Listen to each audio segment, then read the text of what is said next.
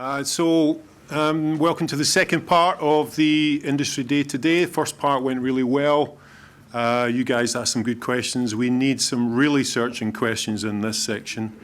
When I've said to you several times over the last couple of years, you've heard me banging on about it, you need to take opportunities, you need to, make things happen for yourselves. You can't rely on us to do everything for you. And when Alex, one of our students, took it upon himself to get in touch with one of the, British screen legends to ask if he would come and speak to us, I was a bit sceptical about whether that was going to happen, I have to say. Alex, could you put your hand up, please? We need to give you a bit of love here, I think. I don't know what I'm clapping for. I might live to regret Alex's you may do. initiative. But luckily and wonderfully, it has actually worked out, and so we're here today. So, can I just ask, who was the screen legend? Oh, that's very much you. So we're here now, thanks to Alex, and so thanks a lot for that. And you must take the opportunity today to grill Mike. He's already said he'll take any questions, challenging. Remember, I always say to you, challenging questions, ask the difficult questions, so please do so. But before we start, can we at least give him a round of applause?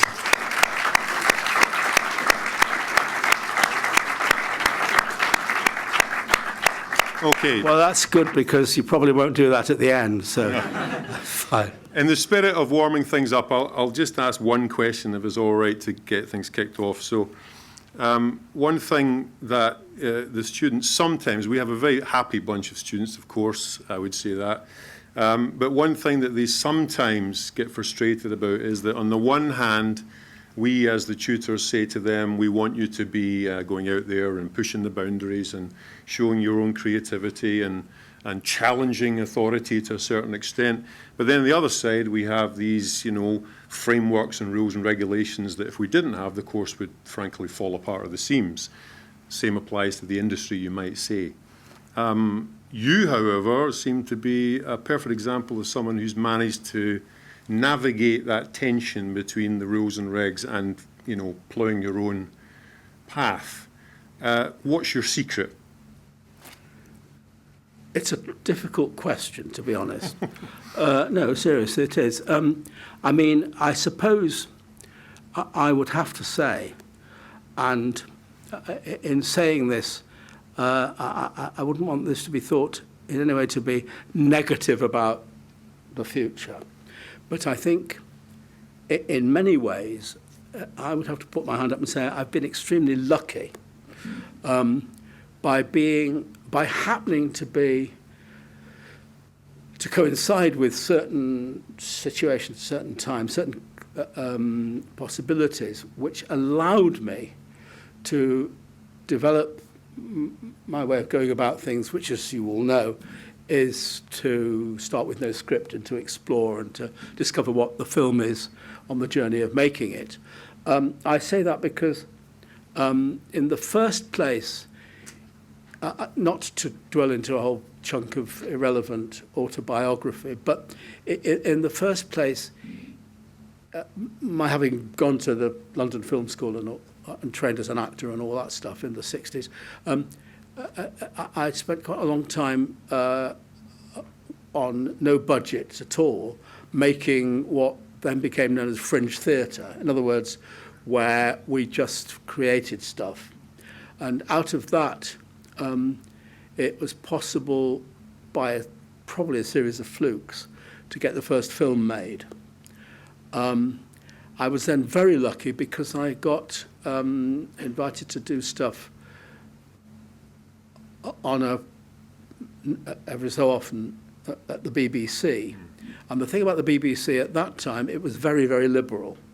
And you could, literally, I could go in and they'd say, well, okay, we don't know what you're going to do, we don't know what it's about, but those are the dates, that's the project number, and that's the budget, go away and make a film.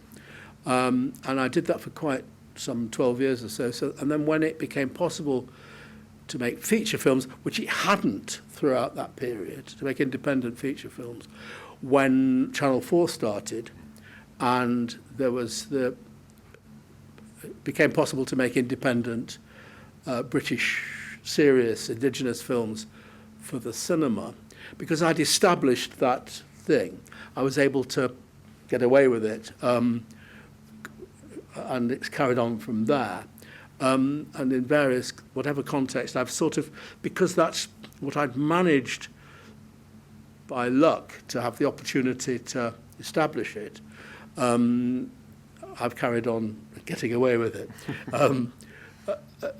Having said that, I mean, that's really the simple and straightforward answer to your question, how did I manage to get away with it, which is what you're asking, more or less. But, I mean, I think the thing is, well, I would have to say that, and I'll come back to just carrying on talking about that in a moment, but I have to sort of stop for a moment and log the fact that I am continually depressed and annoyed by the ever-increasing tendency on the part of various factions who have money to give you to make films, on the ever-increasing tendency to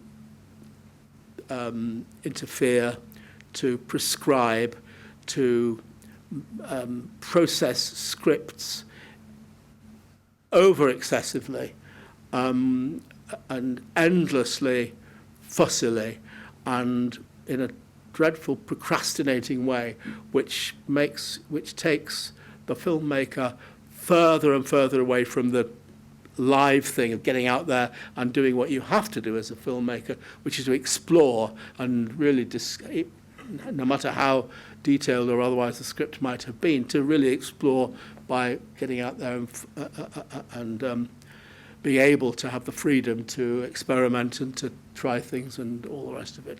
And I think what you are up against is an ever-increasing corporate mentality. And I think that's a reality. I mean, it's a bummer, it really is. I mean, you know, and it happens in places where it shouldn't.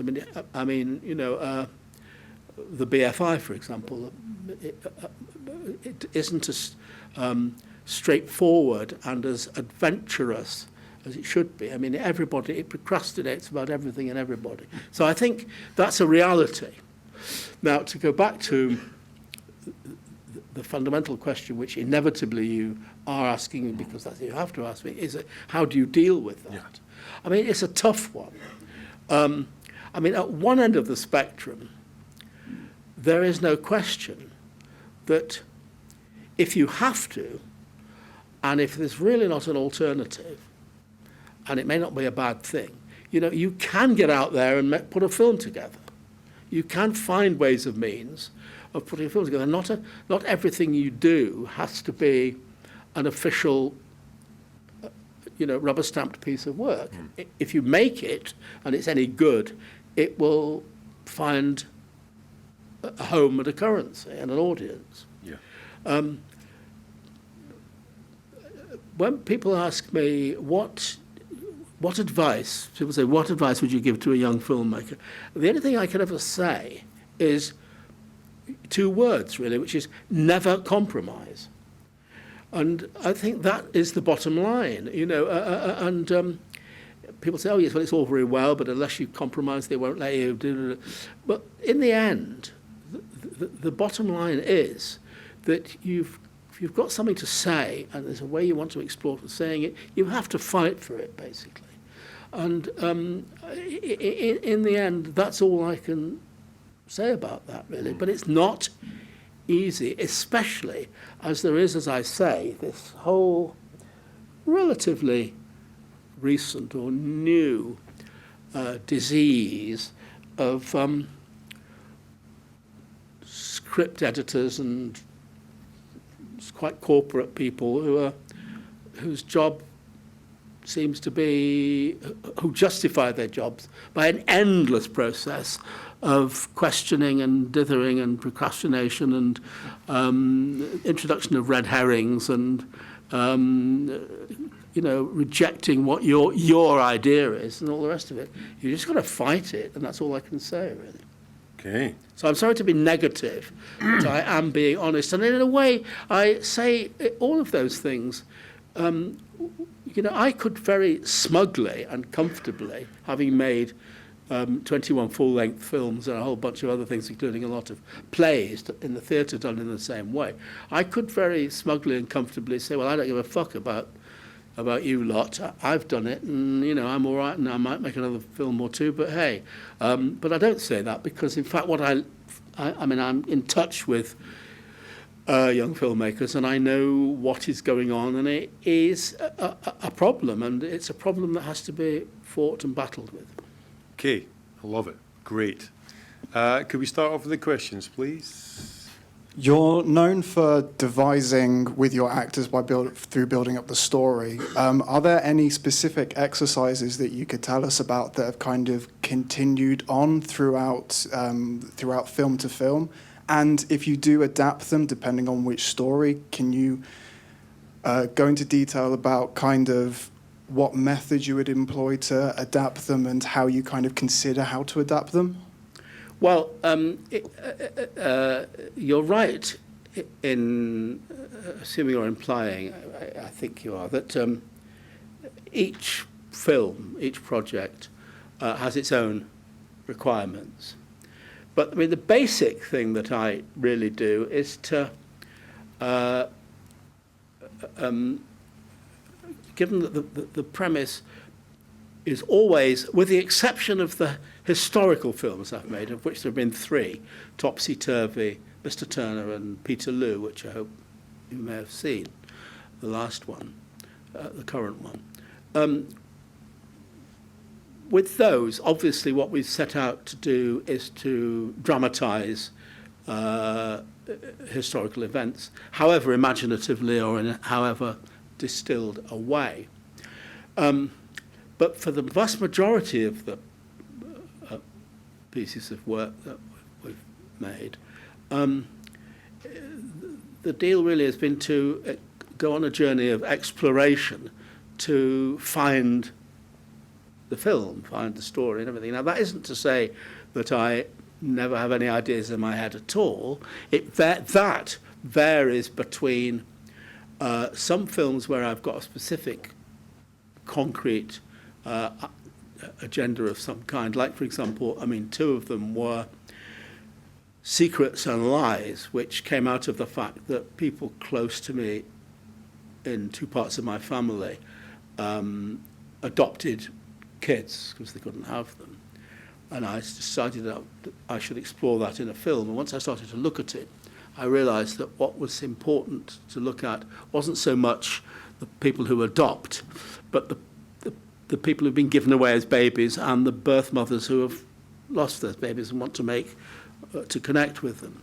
And the other one was Vera Drake, about the backstreet abortionist, set in 1950, which came out of the fact that I'm old enough to remember what it was like before the 1967 Abortion Act, when people had unwanted pregnancies, they wanted to, they had to resort very often to that way of solving the problem. Mostly, the films that I've made, there have been various ideas floating around, and sometimes in a not very defined way. But whatever the project, including the historical ones, the basic thing, to answer your question more specifically, the basic thing that happens, when it's one of the films where we really don't know what it's going to be, then I invite each actor to take part in the project, and I say, please be in this film. I can't tell you anything about it. There isn't a script. I can't tell you what the character is because you and I are going to collaborate to create a character. And also, and this is very important, and this is an answer to your question about particular devices and techniques, if you like, and principles, is that I say, you will never know anything about what's going on or about the film except what your character knows. You will only ever see it and experience it through from your character's point of view, or as your character. Now, all these films are, the shooting is always preceded by a substantial chunk of time, these days usually about 6 months, of exploration, creating the characters, exploring relationships, research into various things that need to be researched to bring the whole thing to life, make it authentic, etc. The principle of the actor only ever seeing it or experiencing it from her or his character's point of view is that it means you can explore situations and relationships and so forth in such a way that is absolutely truthful. It's absolutely, they're not pretending not to know things. They really can explore, That being the case, the first thing that happens during the early part of the so-called rehearsal process, we're not actually rehearsing something which people call it that, but actually what we do, that's something that happens later on location, which I'll talk about in a minute or two. The first thing that happens is I work separately and individually and at quite some length with each actor, and we really create a character. And what I do is, and this is another answer to your question, and it has some possibly useful, it's something that you might find useful in some shape or form. Given that what we're talking about is character acting, which is to say people not just playing themselves, but doing actual characters that are not them, but are people that are real people such as you would find in the street.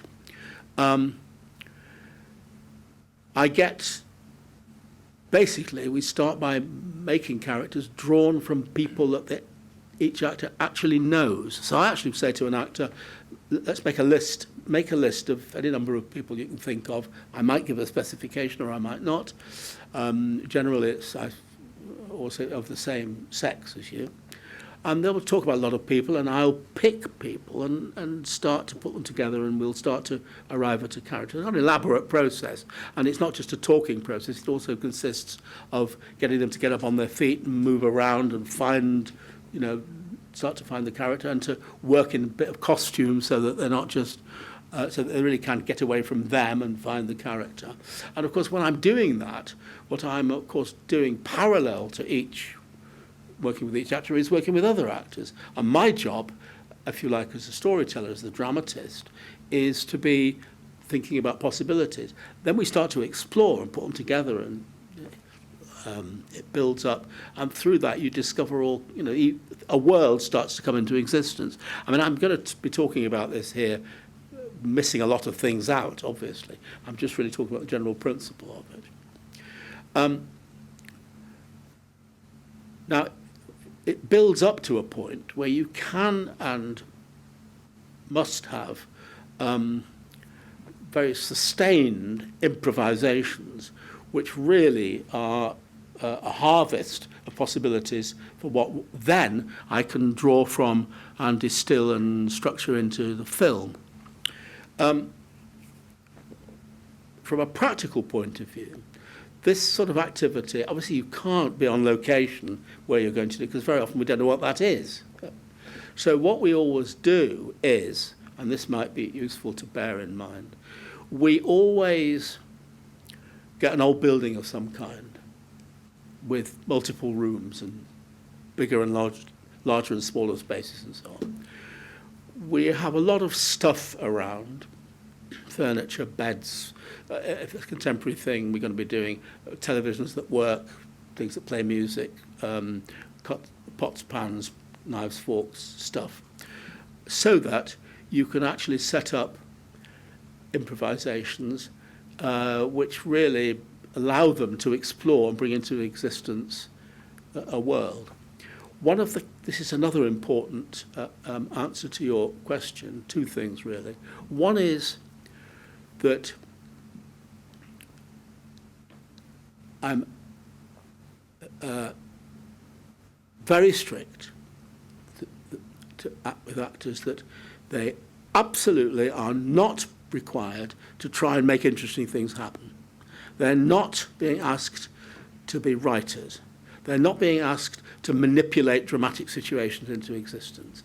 Their job is to be in character, in real time, which is to say, if it goes on for an hour, it's an hour, and so on, and only to behave as the character would behave. Now, that means that, well, apart from anything else, what it means is that I'm not, but I should be in the Guinness Book of Records through having sat through more long, boring, tedious, endless improvisations than anybody else in the history of the universe. Because, if you're asking people to be real and not to try and make dramatic situations happen, and you want to get that on the go way before it begins to move in the direction of the tensions that you can build up to arrive at the actual dramatic material, then they've got to really settle down and be able to do that. Now, way down the line, when it's really got up and running, you get to it. I think what I'm going to do right now is to describe an improvisation that took place in the preparation for my film, which I've already referred to, Vera Drake. Anyone, put your hand up if you've seen Vera Drake. Quite a number of people. Well, for those that haven't, this backstreet abortion, it's 1950, goes and helps, as she puts it, helps girls who are having a problem. It, of course, was illegal. Her family don't know that that's what she does. And she's got a very close family, husband, son, daughter, brother-in-law, brother-in-law's wife. They do not know that's what she does. Throughout the rehearsal period that we explored all this, we built up a very, very detailed and solid family set of relationships, including a guy next door that the daughter gets engaged to and all of that. And the actors playing the family did not know that that is what Imelda Staunton playing Vera Drake was doing. What they didn't know is that parallel to their rehearsals, other rehearsals would happen on and off, where she would, between her and various actresses playing various women who wanted terminations. What they also didn't know was that other actors were developing characters who were a doctor, nurses, police, various police characters. None of them knew anything they wouldn't know. So that after about, 3 months into the rehearsals and 2.5 months before we actually went on location in a flat in Stepney in the East End to construct the scene that you will see in the film that I'm talking about. All the rehearsal stuff happened in a disused hospital. It's the one which is next to the swimming pool near Alexandra Palace at Crouch End, if you know where that is. It's now a newly built NHS facility, but then it was an empty hospital, and in this empty hospital, at one end were some flats, a particular flat that doctors and nurses had used when they were on night shifts. Way at the other end of the hospital were these big, old-fashioned, so-called Anderson wards, big hospital wards. What the actors... So, on a Sunday, we had an improvisation that went on for 11 hours.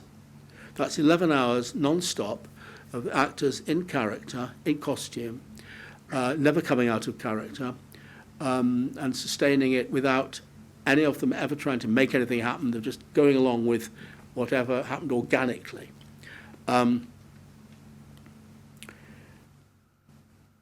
The daughter had got engaged to this guy next door, and the brother and sister-in-law had discovered that the sister-in-law was going to have a baby. All of this is in the film.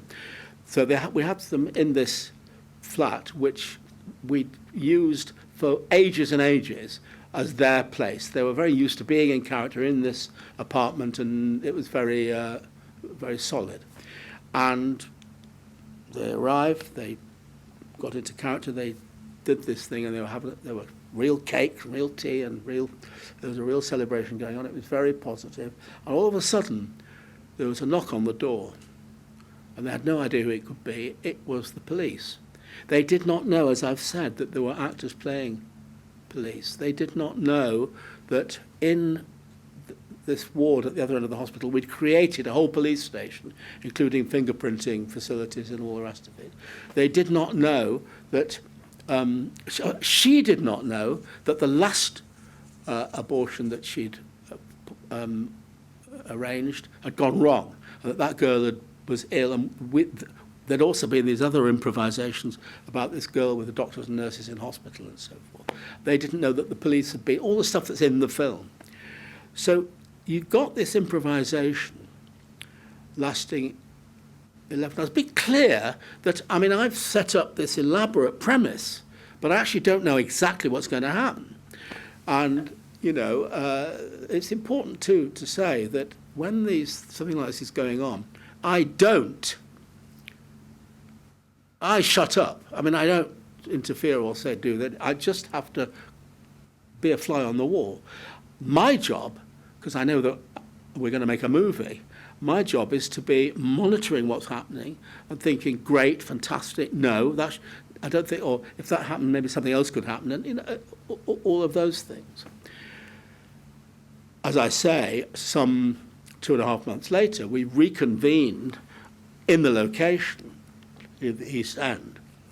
And what they had was this experience to tap into, to draw from, so that we were able to then to re-investigate it with improvisation and then break it down and structure it. And of course, after the event had happened, when they'd got over the trauma of it, it was very traumatic for them, by the way. You know, obviously I did what I always do, which is to debrief each actor and to work out what motivated, why he or she did. And certain things happened that simply seemed to be dramatically wrong or led us in the wrong direction, and other things were absolutely there to draw from, and so on. So that's that's a very extreme and elaborate way of illustrating the principle of what I get up to with the actors. I mean, there's all sorts of other stuff, but in terms of what the core thing that you're asking me, I think that sort of answers it to a degree. Does that make sense? If you want any further questions about that, but that's the principle. I mean, it obviously depends on the action, and there are plenty of scenes in my films that you will see where, though we may have prepared the characters, we haven't specially explored the action until we get to the location. And incidentally, in the shoot, there's always shooting time and rehearsal time. Shooting time and rehearsal time. Sometimes rehearsal time might be a morning or a half a morning or a day. Sometimes it might be a whole week. And, you know, and this is something else that's all about being tough and imaginative with how you deploy the time and the resources. If that means the crew, and I can't do that with the crew there. The crew has to go away if we're going to prepare the material. You can't have people standing around looking at it or doing anything. It's got to be done so that the actors can really, really be in the location and be real in an uninhibited way. And again, that's a question of balancing the priorities. Alex. Do you find this method to work also with the non-actors, or do you try to stay away from non-actors? Well, on the whole, I don't do it with non-actors.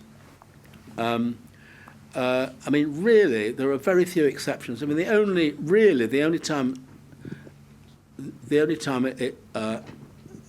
I do it with non-actors is kids, basically. It really is a sophisticated sort of acting. But as I say, I mean, you know, let's be clear, there are actors and actors, you know, I mean, there are... this sort of work is the sort of thing that is the territory of very intelligent actors and character actors, people who really can get away from just doing their own egos. And there are, of course, plenty of actors who are not only not intelligent, but they're as thick as pig shit, basically. And none of them are in my films, you know. So, I mean, it's a question of finding the right folk to do it with. But on the whole, I don't do it with non-actors. I mean, don't forget, you know, straight away we're into talking about, you know, the improvisations and the acting and all the rest of it. I mean, that's, you know, what we then have to consider is getting onto the business of filming and how you make all that happen in cinematic terms, and that's obviously very important. The back, you had one. So, yeah. Firstly, thank you for coming in. We all really appreciate it, I think. Thank you for coming in. We really appreciate it. Okay, here comes the mic. I've got two. Okay, just one. Thank you for coming in. We all really appreciate it. I can't remember my question now. Basically, well, that's a good enough thing, aren't you? Yeah. It's very nice of you to say that. Yeah, well, I respect your honesty, so I'll try to be honest as well. I was chatting to Nick, actually, outside about your latest film. I haven't seen it yet. But he said that the reviews said it was overtly political. And he said ultimately that was obnoxious, and I argued against it. Said what? It was ultimately obnoxious to be overtly political in your films. Who said that?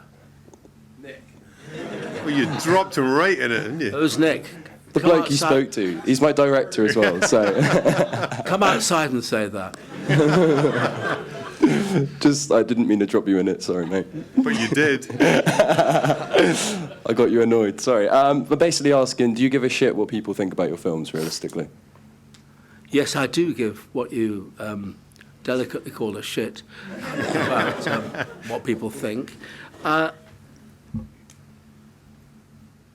don't know whether we're talking about whether I give a shit or whether my film is what has been referred to as overtly political, or whether that is it's obnoxious to do that. Look, here's the thing. As far as I'm concerned, I don't think I've ever made a film that wasn't in some very obvious sense political, in the sense that you're talking about, you're looking at society and you're looking at how people operate and what we do to each other, and how it's all about the values and all the rest of it. Peterloo, which is about an historical film about a political event, is very clearly a political film. But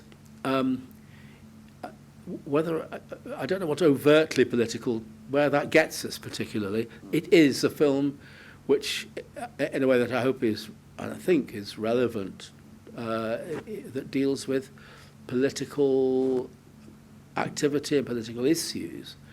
There's nothing that I or anyone else can say about the idea that a political film is obnoxious, other than to ask the question, what sort of film does the claimer of obnoxiousness actually prefer? I'm not quite sure, but I want to know that. Really. Well, I suppose the opposite to being overt is being covert. So Say again? The opposite to being overt is being covert or being a secret. So you could keep the secret that these political things are happening, or you could tell people, I guess, and you tell people. Yes, I feel I'm getting more and more out of my depth here, actually. Why? Next question. Yeah.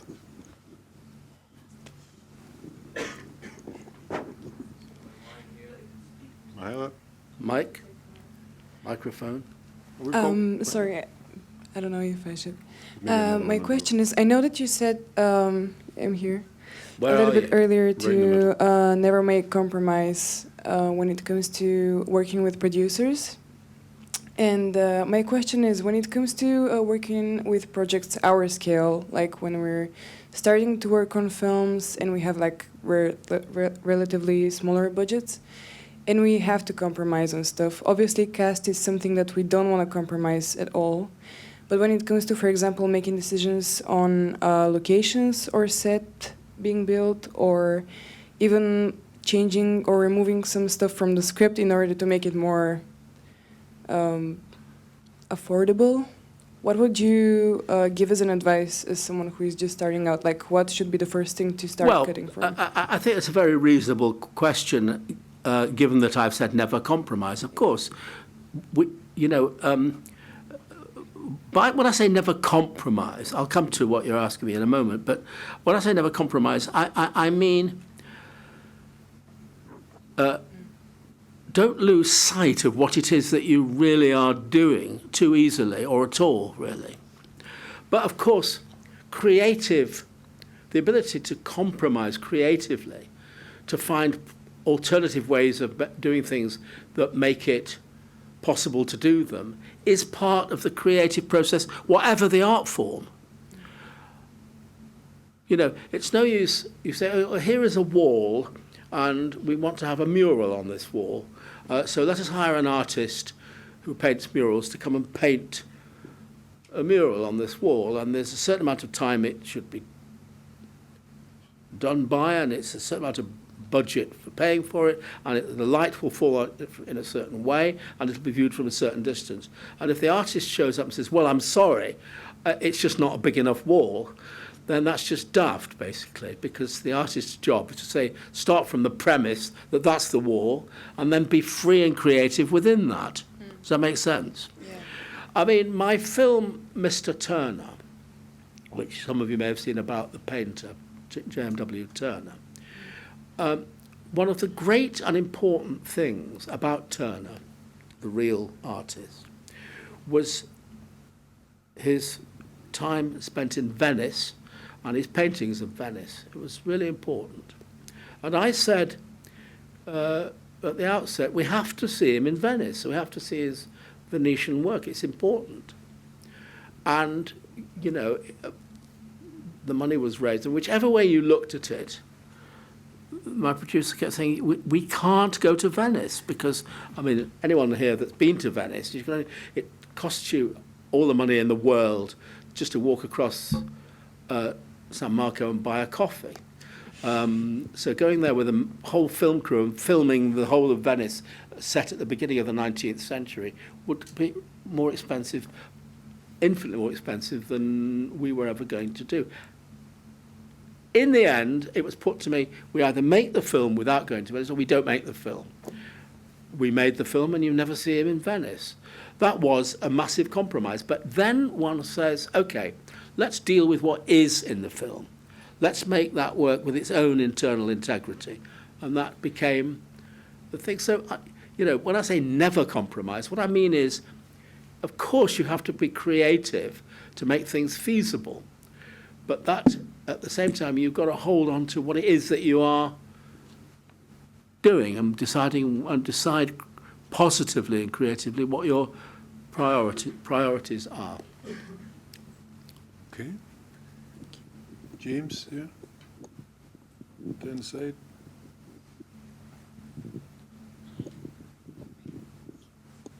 Just to go back to what you were saying towards the end of the answers for one of the other questions, about the idea of you have this quite extended development period with the actors in pre-production, and then it's the process of actually capturing it on film. Have you found that, as your work's very well known for the kind of quite naturalistic and truthful character interactions that happen in the scenes, do you feel that the actual nature of film as a medium, in the sense that we have to start and stop with all the different setups and set up different lights in different places, do you feel that the medium itself kind of almost butts heads with the idea of trying to capture something naturalistic and truthful? Absolutely not. No way. Not in any shape or form. It absolutely lends itself. I'm not talking. What I don't do is, first of all, we don't film things being improvised. The disciplines of film, the disciplines of film itself, the disciplines of film structure, and the disciplines of shooting are all, certainly I can say at this stage of my life as a filmmaker, part of my DNA. It's built into it. It's what it's about. Far from being being an obstacle or a nuisance. It is what it's about. So that, you create a piece of action, then you break it down.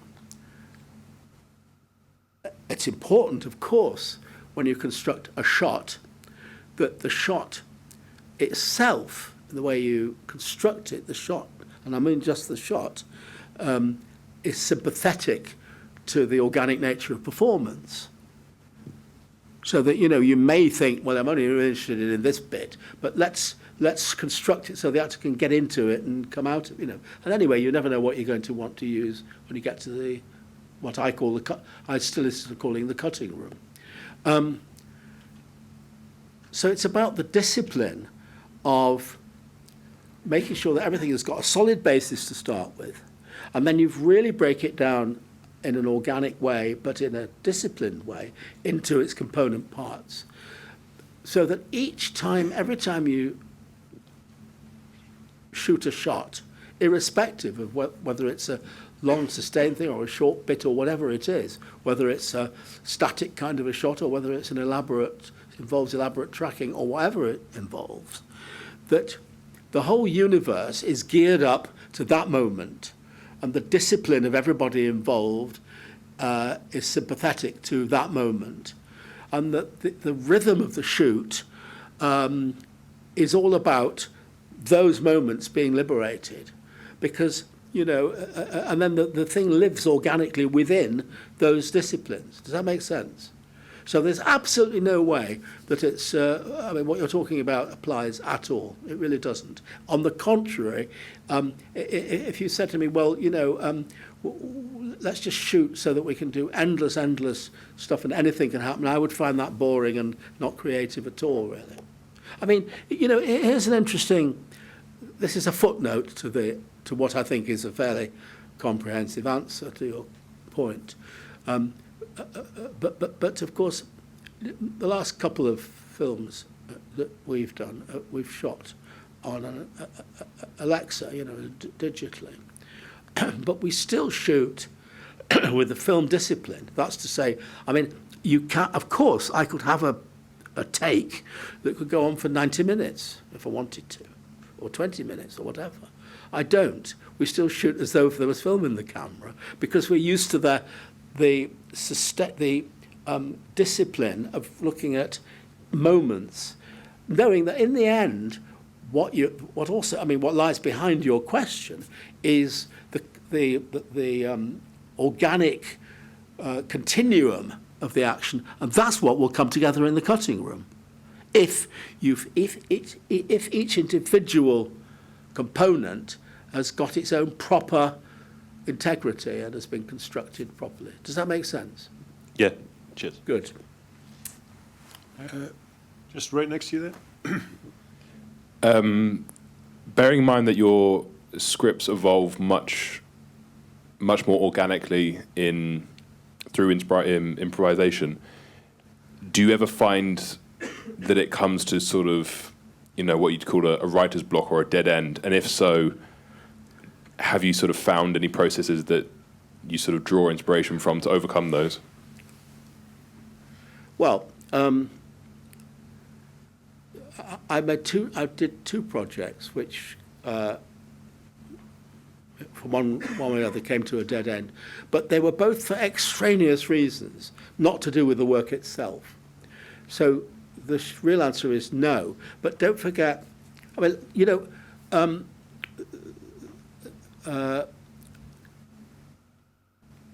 need, the advantage of what we get up to with these films of mine is that I'm not sitting in a room for long stretches of time trying to put down on paper the film in my head.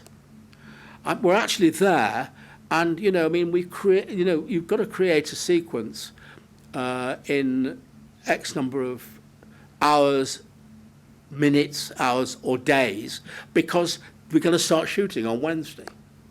And there's nothing better than that to liberate you from the possibility of the dead end you're talking about. Now, that isn't to say that I haven't made, no doubt, I would take responsibility for it, I haven't made any number of decisions that you could argue might have been better decisions if they weren't made under those pressures. But on the whole, those pressures have the advantage of making you get to the essence of things, get it down to it, and really bring it to life and make it happen. And, you know, the fact is, it's an organic process, but at the same time, you know, it's there to be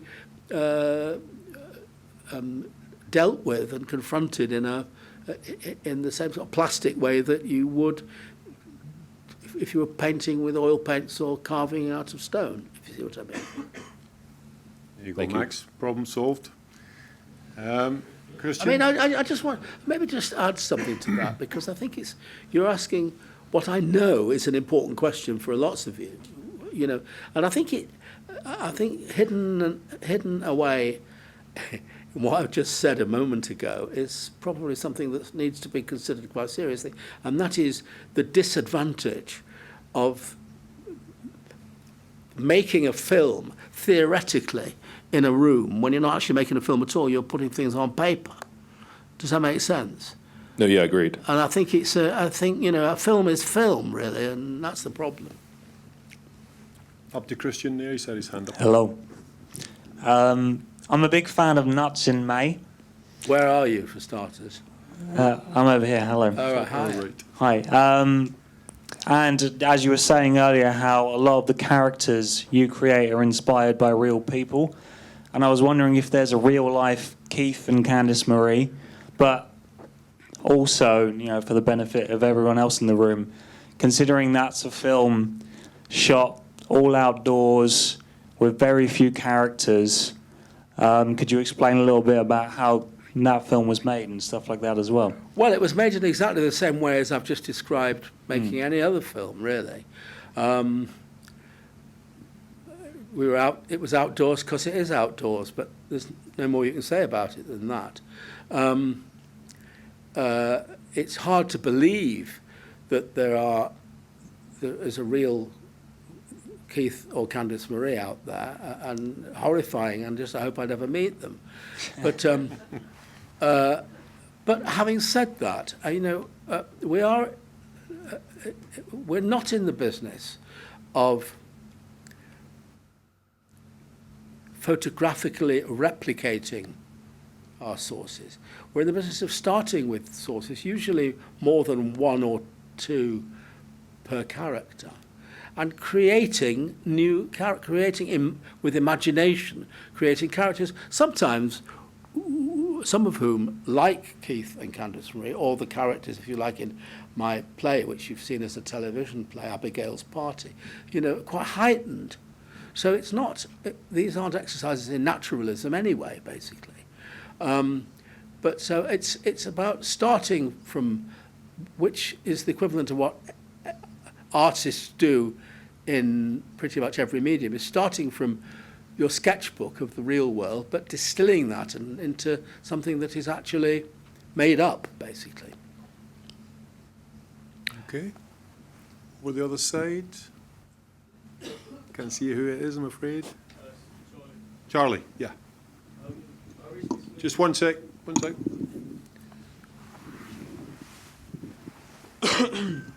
I recently saw you in a documentary about the life of Humphrey Jennings, and I was wondering how important his work is to you, and also how important it is to be viewed today. To be what? To be viewed today by... Humphrey Jennings. Yeah, How important is Humphrey Jennings today? Yeah. Well, I mean, actually, weirdly enough, I actually sat right here with his daughter and at a programme about Humphrey Jennings a few years ago. Look, he's a great filmmaker, you know, and he's one of a whole bunch of documentary filmmakers that, you know, if you're any sort of filmmaker, you can only find an inspiration. And in that sense, yeah, he's important, you know, and thus carries on being important, including today. I can't really say more about it than that. I think he is You know, there was somebody that got out there and looked at the world, you know, and that's what it's about. You know. Just to follow up on, like, in terms of your films, have you taken anything directly from his kind of approach to looking at this country? Not consciously, and I was making films before I really discovered Humphrey Jennings. Okay. Just right behind you, Charlie. I would like to ask, how important would you say like production design is for the sort of creation of the characters and stuff in the world, like the realism that creates them, and especially in the period pieces on sort of establishing the realism for the characters? It's very important. It applies no more or less to the period films or the contemporary films. That question invites me to talk about something else which I haven't, because at the moment we've only talked about working with the actors as though it was just about actors. During the development period that we've been talking about, the production designer and the costume designer and indeed the makeup designer and the cinematographer, but I'll come to the cinematographer in a minute, start to tune in to what's going on, to get to understand the world that's coming into existence, start to have sessions with the actors to find out about the characters, so that ultimately, when it comes to what's in front of the camera, the job of the production designer is to create a world which is absolutely consistent with the world that we think we've created. But of course, at the same time, a production designer has her or his own creative language to deal with and an own imagination to bring to it. But there's very much an integration of everybody involved on both sides of the camera. So far as the cinematography is concerned, with every film, at a certain stage, I will sit down and share with all of them, but not least the cinematographer, the kind of feel of whatever it is that I feel we're going to be exploring. And we'll then talk about possibilities of how it should look. Tests will be shot, which does involve designers, you know, so that we're very equipped when we go out to shoot, not only in terms of the performances and the action, but in terms of how the aesthetic of how that's going to work cinematically, how it's going to work in terms of its look and its atmosphere and its mood and so on and so forth. So that, for example,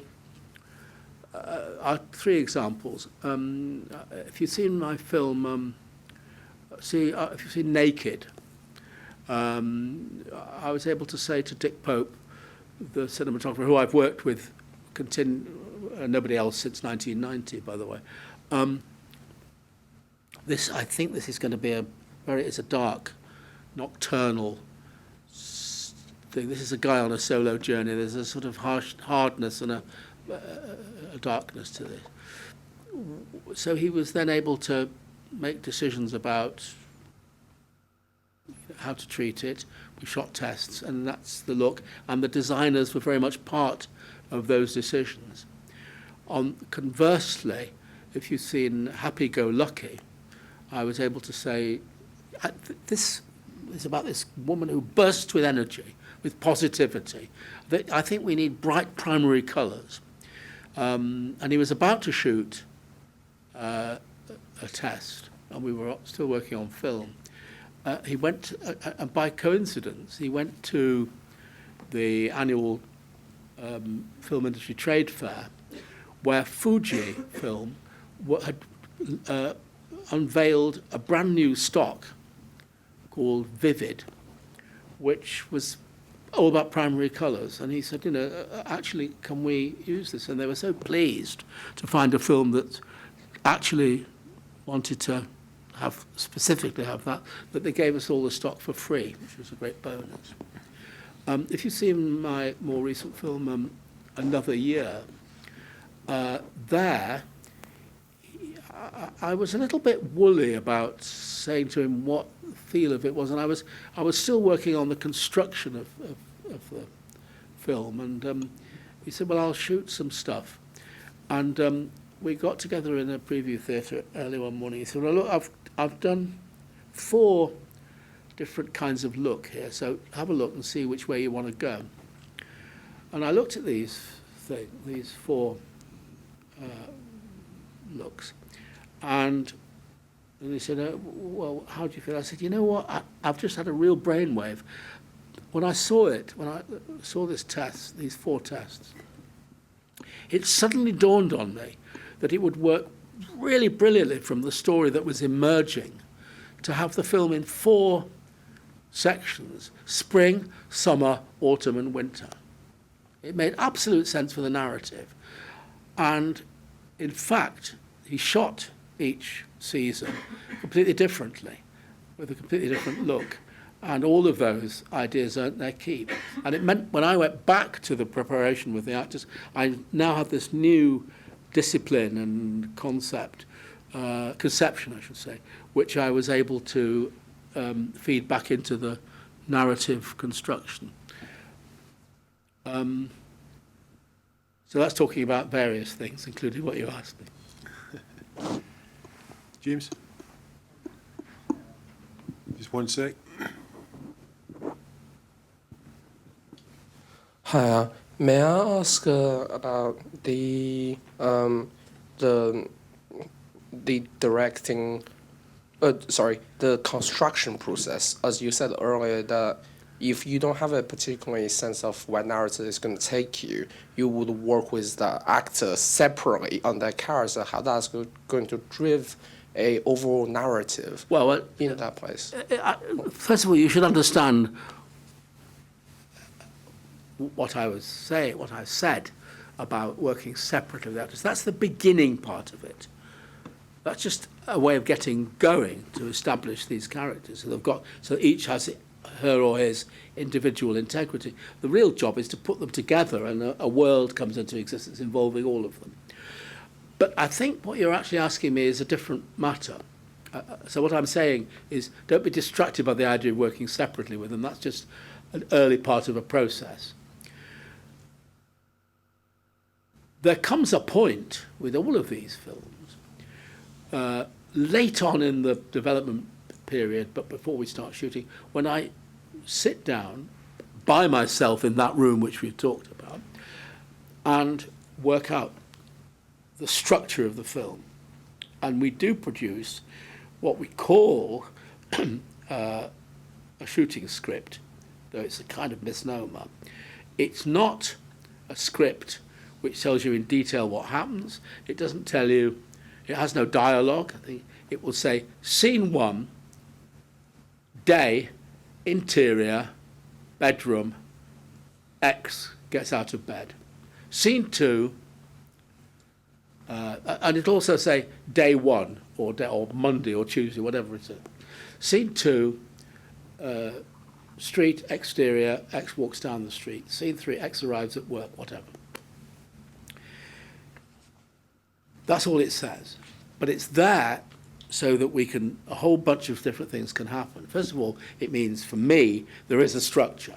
It's a structure there to work from, but also to deviate from, and very often that script will say, after scene 39 or 46, it will say, we do not know how the rest of this how it will end, so stay tuned. And that is the case. We've often shot 3/4 of the film before we decide what happens at the end. But that aside, the function of this so-called shooting script is also that it means we can plan. I mean, the production can say to me, well, look, scene 29, 31 and 36 happen in this location. Do we have to shoot them in that order? And I might say, well, actually, you could shoot that scene before that scene because it's self-contained. Or very often I would say, no, we have to have shot that and defined it before we can shoot that. For the actors, they will know certain parts of it. They'll know that implies a whole lot of other stuff that they know about. It means that everybody's got something to work from, but it's a blueprint for you then to be able to build a film. Does that make sense? So that's the structure decision. But it's there, as I say, often to deviate from or to change. Okay. Yep. Rebecca, isn't it? Yep. Hi. My question is, do you consider sound and sound design before or after the film is shot? Say it again. Do you consider sound and the use of sound design before or after the film has been shot? Oh, well, apart from the importance of very good sound recording, the short answer is, I think what you're asking me is afterwards. In other words, when it comes to, apart from music score, which again can't be worked on until the composer can see at least an assembly of the film. But as far as sound design is concerned, again, that's a post-production matter, if I understand your question correctly. With rare exceptions, you can't really think about sound design as such prior to actually making the action happen, really. And just kind of a following up question to that, and how much significance do you give to sound design? Most important, again, it's like, you know, one of the sort of, I have to say, one of the sort of the kind of mythology about the sort of thing I'm talking about is that some technical things aren't important. They are. It's film. It's as important as any other film. It's what you do with it is the question. I mean, you know, if you questioner go back and look at any of my films, not least the more recent ones, the elaborate ones, you'll see really sophisticated sound work going on. But of course, it's sound that serves the sense of it being real. So very often, like the cinematography, like many aspects of it, it doesn't stick out like a sore thumb. It's not advertising itself in a pretentious or arty way. It's there to serve the whole integral sense of it being real. Does that make sense? But it's very important indeed. You know, one of the most remarkable and fantastic things about Peterloo, if you see it, given the very complex final sequence, which is the Peterloo massacre itself, with a very large number of people all talking, is that it's the only film I've made which had no ADR, no post-syncing at all, because it was so well recorded on location with 16 individual mics, personal mics, by this extraordinarily brilliant sound mixer, Tim Fraser. But the sound editors had a field day. They just kept saying, it's fantastic, it's all there. And they were able to work with that and then integrate all the other kinds of sounds. And it's a very, very complex soundscape. It's very important indeed. It's as important as everything else. Everything is important. Okay. Yep. Hello again. You mentioned Abigail's party earlier, and I actually asked the question to some people we saw earlier about whether you think a production like Abigail's Party, a TV play, considering how the industry's changed, would have a place on terrestrial television today? I've not a clue. I don't know the answer to that. Fair enough. Maybe it wouldn't have a place at all. I don't know. I really don't. It's a hard one. I have to pass on that one, really. That's okay. Okay, James, we've had you already. Hi. I have one question about one of your films, Meantime. One scene in specific, which takes place near the end of the film, which I think concludes both depictions of the family that you represented in the film. which is the scene with the character of Colin and Mark being at their aunt's house. Eventually, at some point, Colin asks Mark, "Why are you here?" And Mark replies, "It's the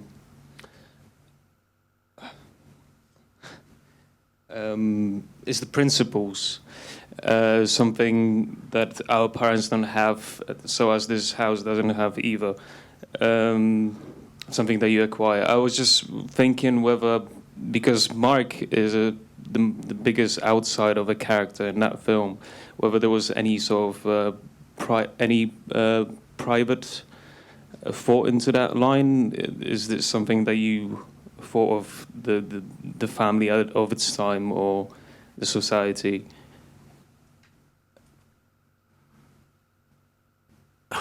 I'm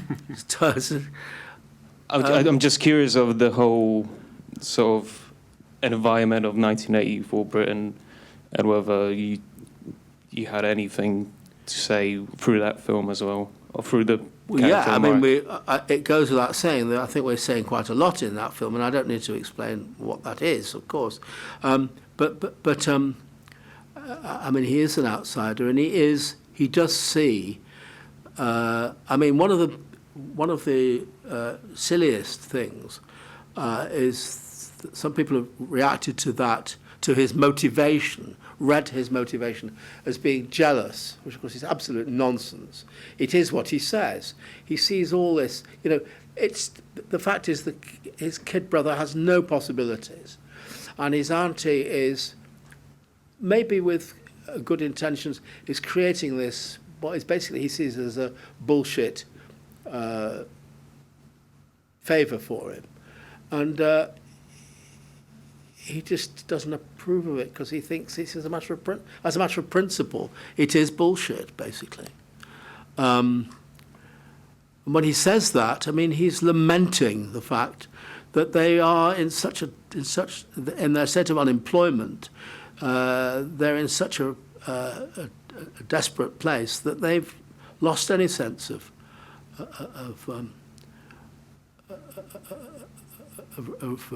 principles, really. Does that make sense? Yeah. I'll just jump in with one just to let everybody think of more. The students often think, I think, primarily because they're often told that they're too young to have had the life experience that would allow them to tell meaningful stories. I think that's something that a lot of people, feel completely wrongly, of course. Was there a point in your career where that was unlocked, where you felt that you were free to start to explore these things, or was there someone that might have influenced you? I mean, we're trying to constantly unlock these things. I mean, like most people, I did what all you can do, which is bring your life experience, such as it is. Mm. I mean, this may be an answer to that. It's quite a difficult question, but I mean, my first feature film, Bleak Moments, was made when I was 28. Now, when I would have been 21, say, I'd got enough skill, I'd learnt enough basics to be able to make a film. And I have no doubt whatever film, if I'd been lucky enough to make a film then, and it was quite impossible and I didn't, whatever film I might have made would have been all right, and it would have been come out of my 21, 22-year-old experience. There is no question in my mind, I've thought about this a lot over the years, that the film I made at 28 was a very different sort of film. And that was because of what I'd experienced in that short time at the two ends of that decade of my life. But with respect to whoever it is, I mean, anybody that says to a young filmmaker, you don't have the life experience to make a film should be shot in the head. Yes, agreed. And hanged from the highest tree. I mean, it's just outrageous, really. And I think it's also just the confidence. I think it's partly because they're told, but also partly because within themselves they might feel that they haven't had the life experience. I've heard this a few times. Oh, I've not done anything. I've not seen anything. I think it's completely. I don't believe there's anybody in this room that hasn't had plenty of life experience. So that's all. I mean, you know, Agreed. I think it's a. I don't even think this is a subject to discuss, frankly. Fine. I really don't. Good. I mean, these guys are dripping with life experience. Yes, absolutely. Okay. Yep.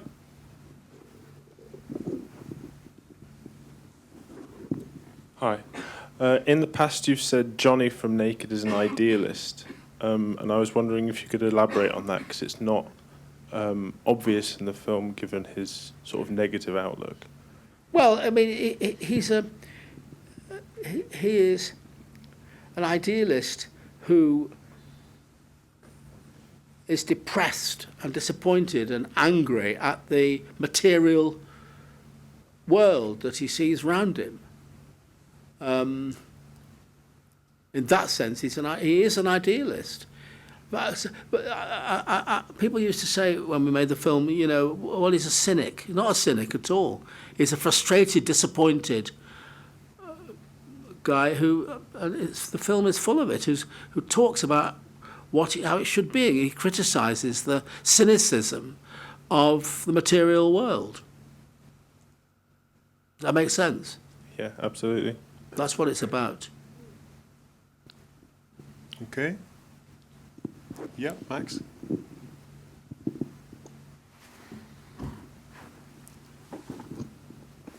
Hello, sorry. What are you sorry about? I was just. You mentioned that you were going to transition into talking about cinematography. Yes. I see. I was just trying to kickstart that in the sense of, does that happen? At what stage of the process does that happen? Is that something that's born? I've already talked about the preparation of the cinematography, haven't I? Yeah. I can prepare a scene in the way that I've described without the crew. Sometimes, I mean, let me just say that I can't make a creative piece of action without being in the location. I have to see it.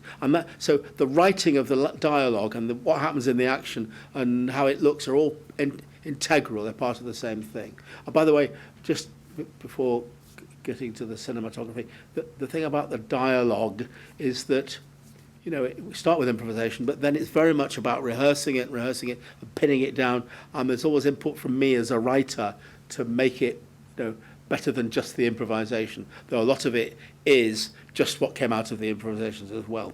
But the definition of the action, the definition of the dialogue, the definition of the dynamics of the whole thing is part and parcel of what I can see. It's not just a question of that, which is why it wouldn't just work on paper. I can construct a scene, then the cinematographer joins, and we run the whole scene for everybody. Sometimes I will say to him, I think it's this. And he'll say, absolutely, great. Let's start on the lens, let's light it. Sometimes I might say, I think it's this.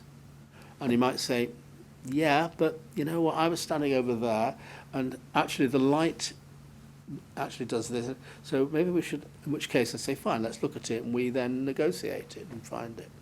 Sometimes, and this particularly applies whether it's a long, sustained piece of action, with a lot of elements are moving around and perhaps even into different rooms and things. I prepare the action, and then we run it, and we work through it, and together we work out how to shoot it, basically. Is that what you're asking me about? Yeah, just if you were to sort of conceptualize in your head, and if you were to sketch anything, or if it comes, you know, to you when you're very early on, and you have an idea of just when you said that you mentioned when you detach yourself and sit back and let the actors perform, is, you know, are you getting an angle there? Here's the thing, and I think this is a fundamental general principle that I would share. Whatever film you make however you make it, there is inevitably, and there has to be, the film in your head.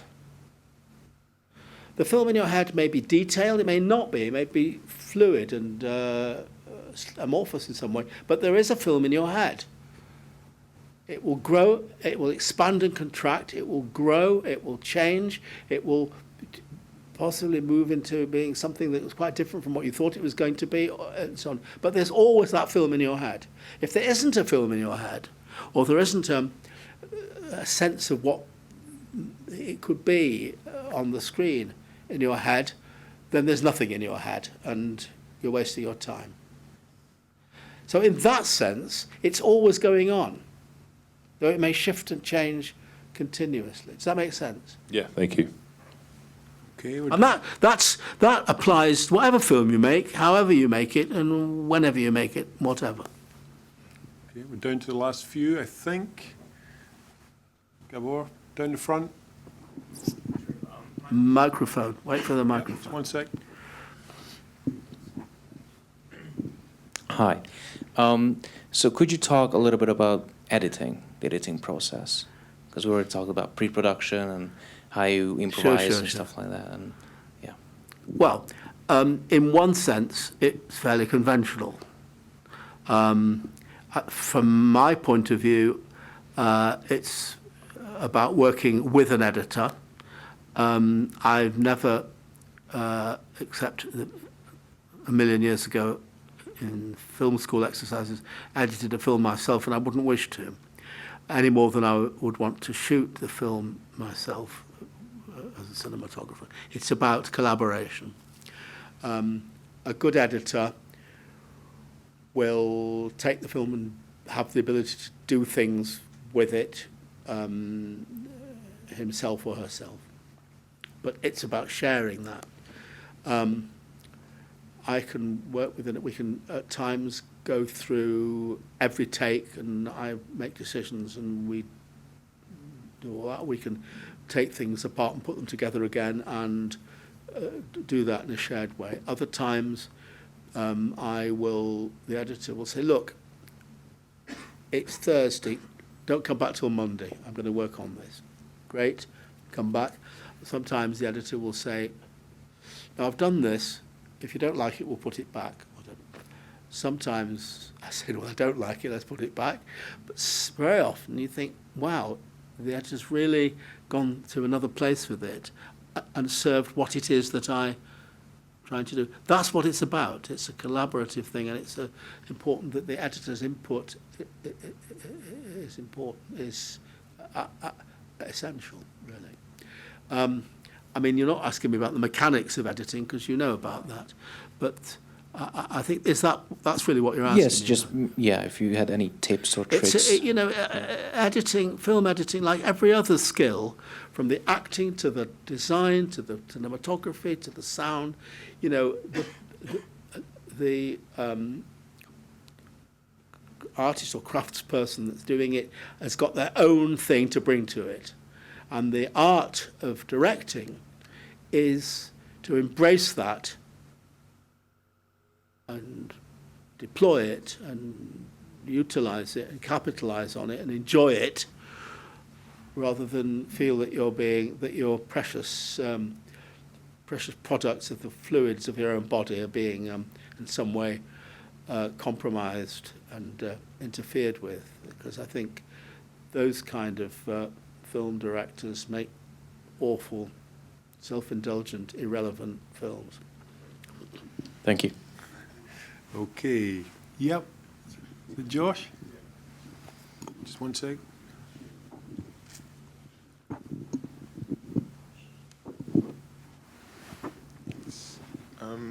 Would you consider, in the process of making realist films... Sorry, put the microphone near your mouth. In the process of making realist films, would you, the larger the crew size or the larger the scale of the production, would you say that it removes a certain element of that realism? Like, would you, being more contained in the, in the crew size, or keeping keeping a more contained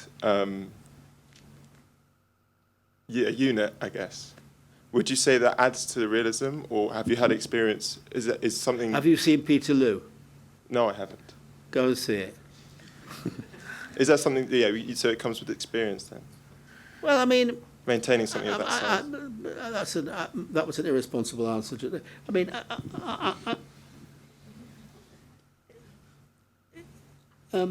I can see what you mean.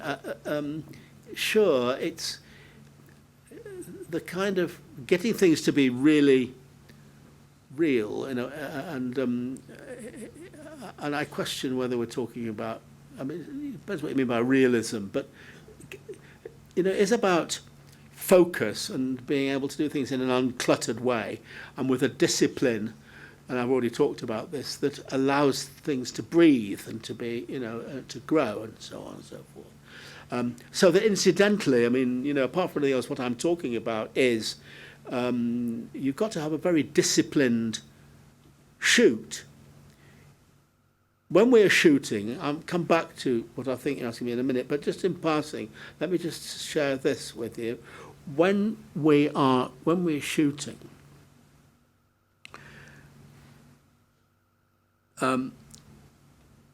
because the actors have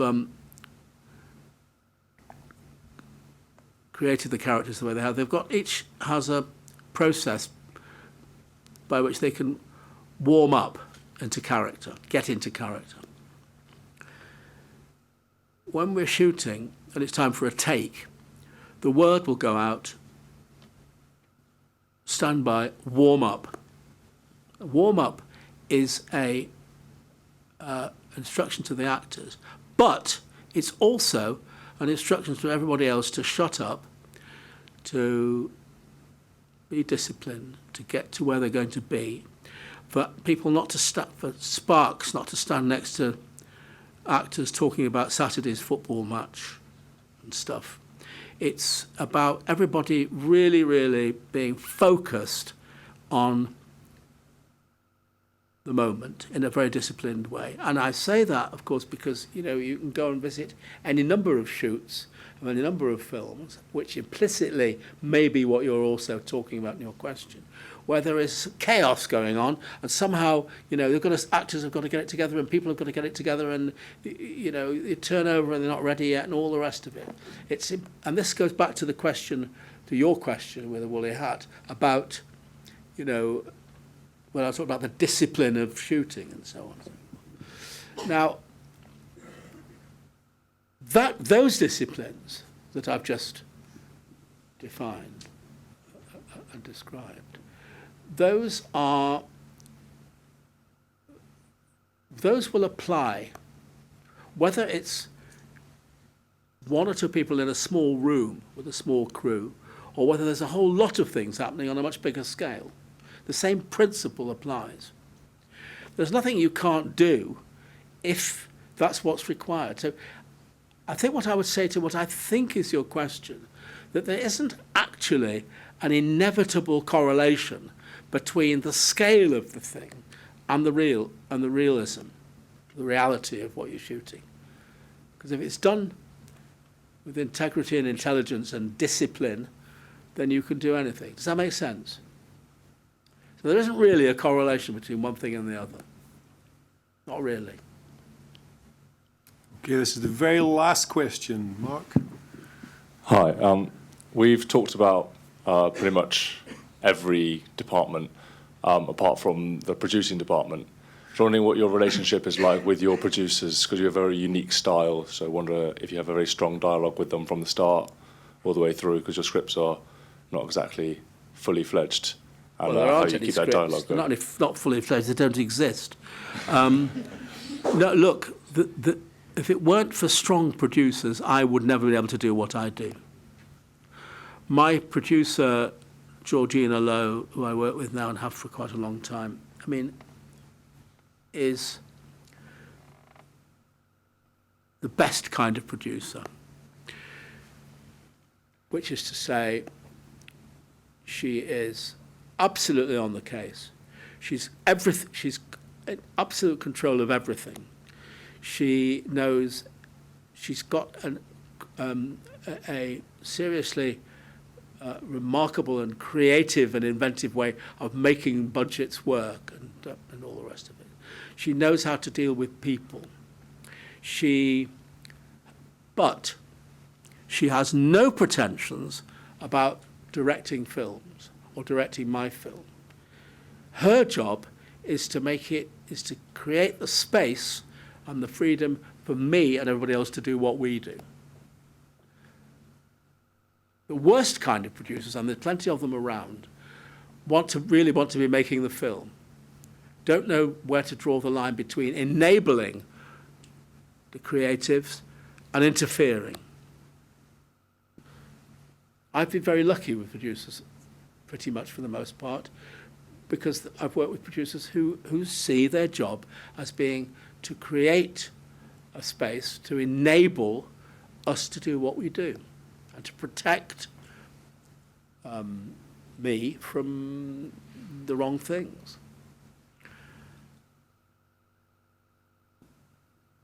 That's the answer to your question.